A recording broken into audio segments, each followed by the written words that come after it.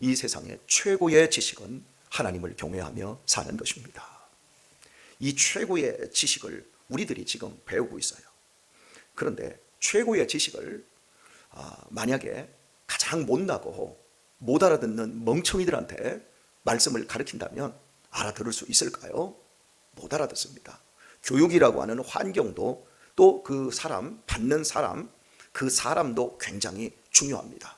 선생만 좋아서 될 일이 아니고 학생도 좋아야 되고 그리고 교육, 교재도 다 좋아야 되는데 읽은 말씀에 말세, 마지막 때에 말일이 되어지면 최고의 높이로 이방인들까지 다 올라와서 예수님에게서 직접적으로 하나님을 경외하고 하나님을 사랑할 수 있는 지식을 배울 수 있게 된다라고 말씀하고 있습니다.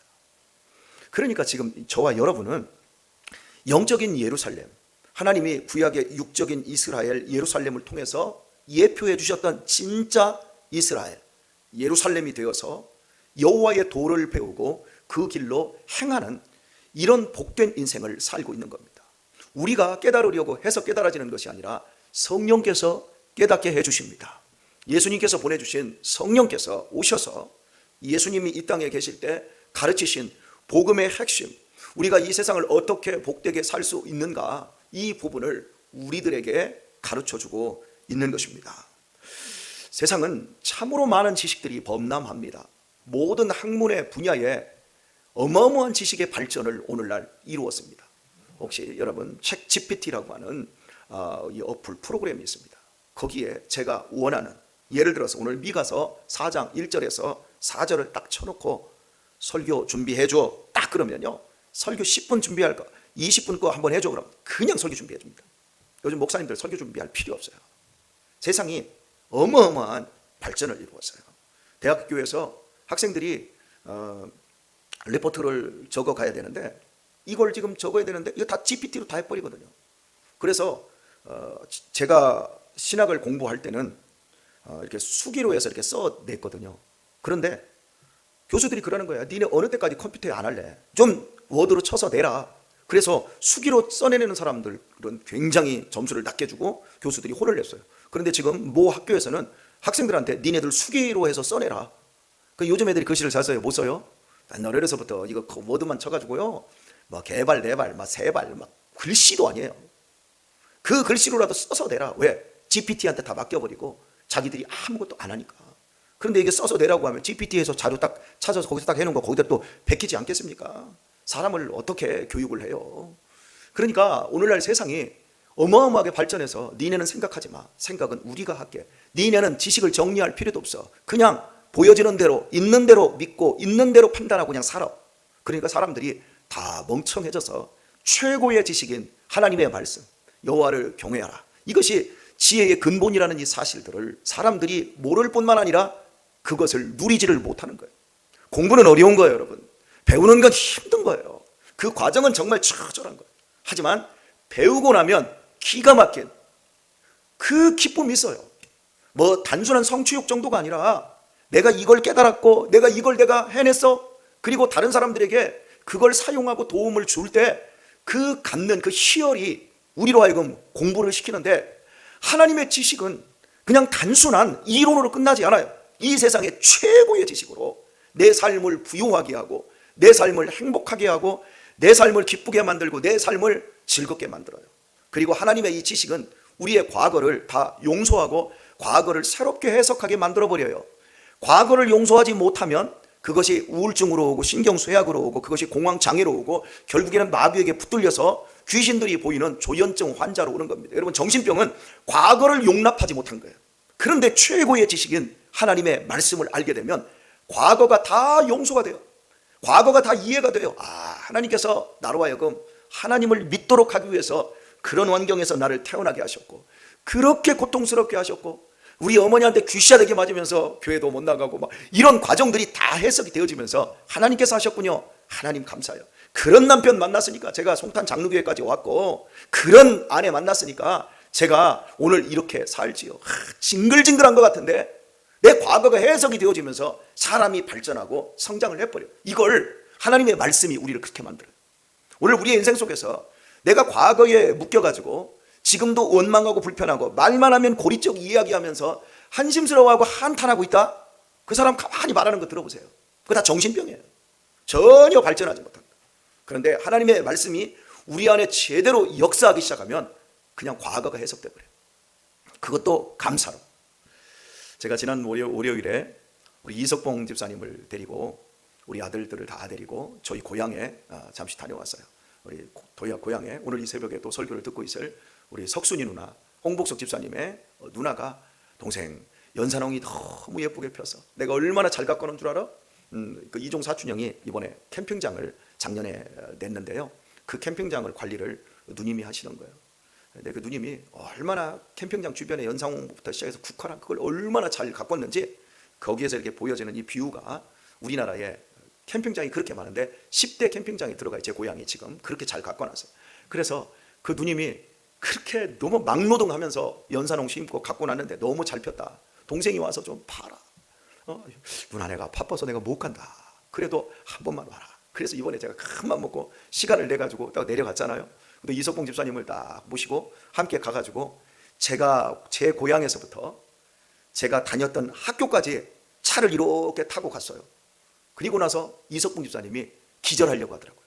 이렇게 먼 거리를 학교를 다녔냐고. 예, 이렇게 먼 거리를 9년 동안 걸어서 다녔다.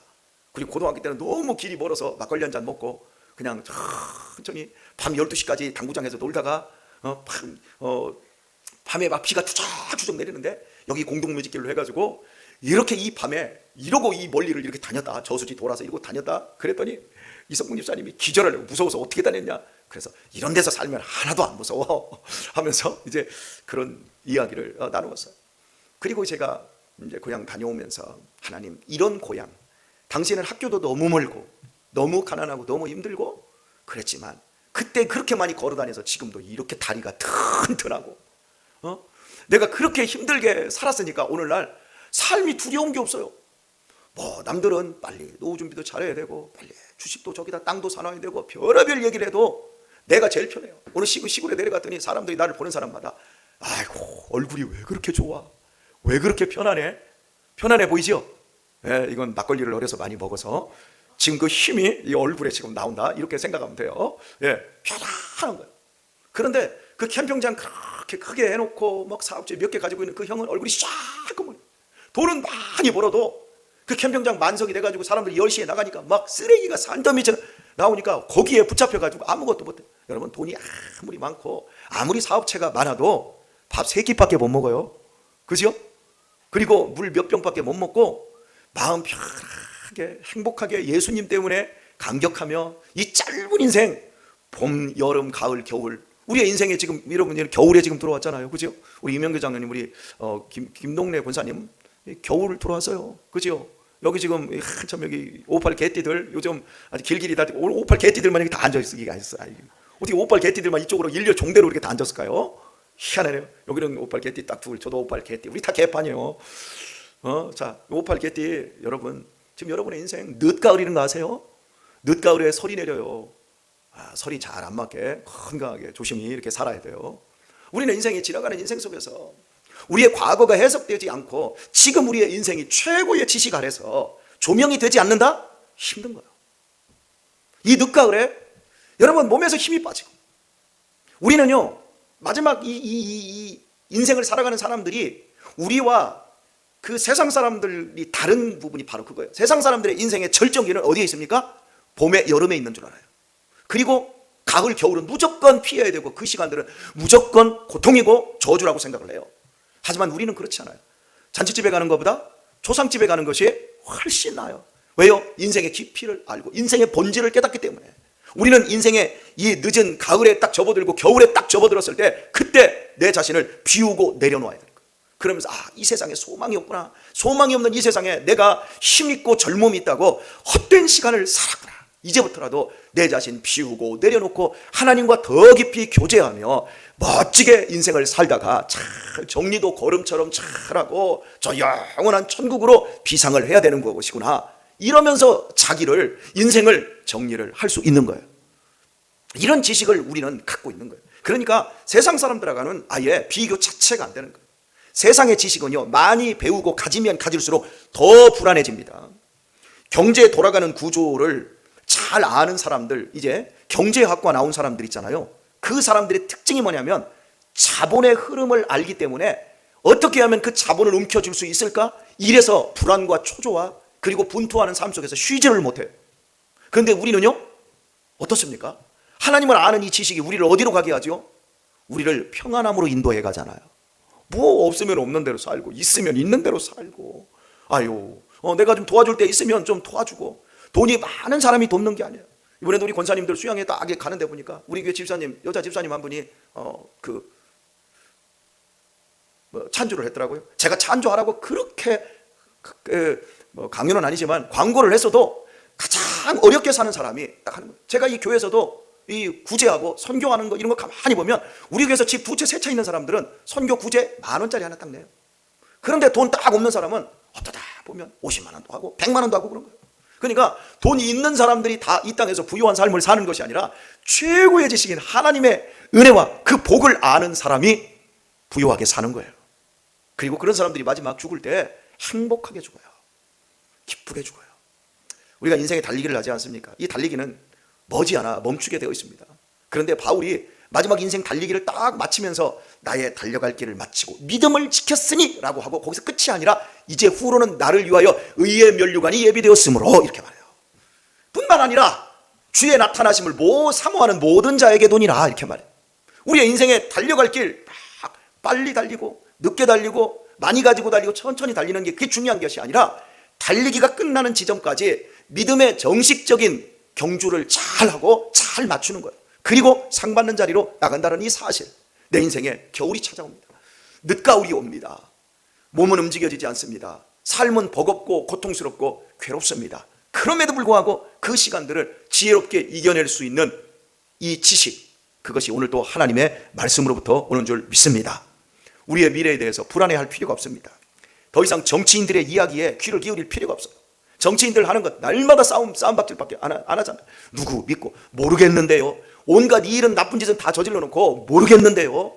그리고 서로 손잡고 언론과 경제인들끼리 서로 손잡고 자기들끼리 뒷배 봐주고 끌어주고 그 속에서 우리가 가만히 그들을 보면 세상이 너무 부조리하고 불안해서 살 수가 없어요. 그 지식에 너무 함몰되지 마세요. 그들은 미래를 보장하지 않습니다. 진정한 우리 미래의 보장은 우리 주 하나님이십니다. 하나님은 우리의 감정을 만드셨고 우리의 인생, 우리의 육적인 것, 우리의 정신적인 것, 우리의 영적인 것, 그 모든 것을 하나님이 다 만드셨습니다. 그리고 우리가 이 땅에서 한번 멋지게 이 말씀 가지고 잘 배워서 한번 살아보라고 우리에게 오늘 이 새벽에도 기회를 주시고 도전을 주고 있는 겁니다. 세상 사람들이 망하는 이유는 돈이 없어서 망하는 것, 지식이 없어서 망하는 것이 아닙니다. 하나님의 말씀의 능력을 모르기 때문에 망하는 것입니다. 그리고 우리가 믿음의 사람들이 인생을 살아가면서 인생을 행복하고 이 복되게 살지 못하는 그 이유도 하나님의 말씀을 모르기 때문에 그래요. 그러면 대충 사는 거예요. 하나님의 말씀을 붙잡고 인생을 살아가면 우리가 이 세상에 있는 가난과 고통과 유혹과 재앙과 전쟁도 이기고 병을 이기고 행복한 인생을 살아갑니다. 말씀을 붙든다고 암이 안 오는 것이 아니에요. 암도 와요. 그러나 암을 이기면서 하나님이 주어진 인생의 때를 농밀하게 삽니다. 어떤 사람은 암을 딱 걸려가지고 5년밖에 7년밖에 딱 못 사는데 70년 사는 삶보다 더 농밀하고 행복하고 거룩하게 삽니다. 그런데 어떤 사람은 70년 80년을 건강하게 행복하게 사는데 담배꼬라 물고 술이나 먹고 나쁜 짓 하고 욕이나 하고 이러면서 삽니다. 그건 사는 게 아니에요. 우리가 하나님의 말씀을 바로 알게 되어지면 사는 것이 이 수준이 높아져 버립니다. 우리가 말씀을 붙든다고 해서 지진이 오지 않는 것도 아니고 뭐 태풍이 안 오는 것도 아닙니다. 다 겪을 것은 다 겪습니다. 그러나 그 가운데서 그런 재앙들과 어려움들로 인해서 우리가 넘어지거나 또 깨지거나 완전히 부서져서 못 일어나는 것이 아니라 오히려 그런 재앙과 어려움들을 통해서 우리 자신이 멋들어진 사람으로 빚어지고 만들어진다는 겁니다. 오늘 말씀을 맺도록 하겠습니다. 여기 반도체 공장 있잖아요. 이 반도체 공장 때문에 이 평택이 많이 살아난다 그렇게 이야기를 하고 있는데 저 반도체 공장 때문에 여러분 평택의 물가가 많이 올라버리고 사람 살기가 얼마나 빡빡해졌는지 몰라요. 인심들이 얼마나 고약해지고 있는지 여러분 우리가 그런 걸 생각을 해보면 인생은요 다 얻는 것만 있는 것이 아니라 얻은 만큼 잃어가는 것들이 참 많은 것 같아요. 우리 자동차 타고 우리 예전보다 훨씬 편하고 얼마나 우리나라가 잘 살게 되었습니까? 그런데 잃어버린 게 참 많아요. 그것은 믿음을 잃어버리는 거예요. 오늘 이 시대 사람들이 믿음을 자꾸 돈에다 둬요.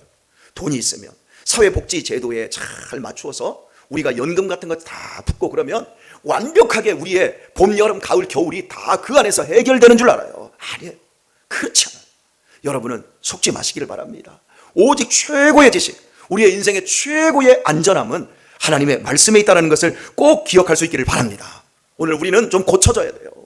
우리는 정말 인간들은 최고의 피조물이지만 하나님으로부터 공급이 끊겨 있어요. 저는 우리 성도님들 보면 하나님으로부터 능력과 힘과 은혜가 끊겨 있는 이런 사람들을 보면 너무너무 안타까워요. 여기 여러분 여기 전기공사 다 해놓고 전기 다 설치 다 해놨잖아요. 전기가 공급이 안 되면 이거 다 고철덩어리라니까요. 이거 다 쓸데없는 거라니까요. 그런 것처럼 사람이 아무리 건강하고 아무리 돈이 많고 아무리 많은 것들을 배웠어도 하나님으로부터 오늘 직접적인 은혜의 공급을 받지 못하면 그 사람이 온전할 수가 없는 거예요. 배터리가 여러분 혹시 은혜가 떨어지고 있습니까? 오늘 이 새벽에 은혜를 공급받을 수 있기를 바랍니다. 오늘 말씀으로 여러분 자신을 다시 한번 충만하게 채워달라고 기도하시고, 하나님 내 안에 좋은 것이 없어요. 조금 더 좋은 것을 채워주셔서 나로 하여금 하나님의 뜻을 이루며 이 세상 최고의 지식을 가진 하나님의 자녀로 최고의 삶을 살아가는 믿음의 은총 일어날 수 있게 해주세요. 오늘도 이 복된 하루 우리 인류 역사에 오늘이라는 이 시간, 오늘이 2023년도 5월 3일이지요. 이 날은 오늘밖에 없어요. 이 날을 하나님의 말씀 안에서 가장 행복하고 온전한 하루를 살아내실 수 있기를 우리 주 예수님의 이름으로 축원합니다.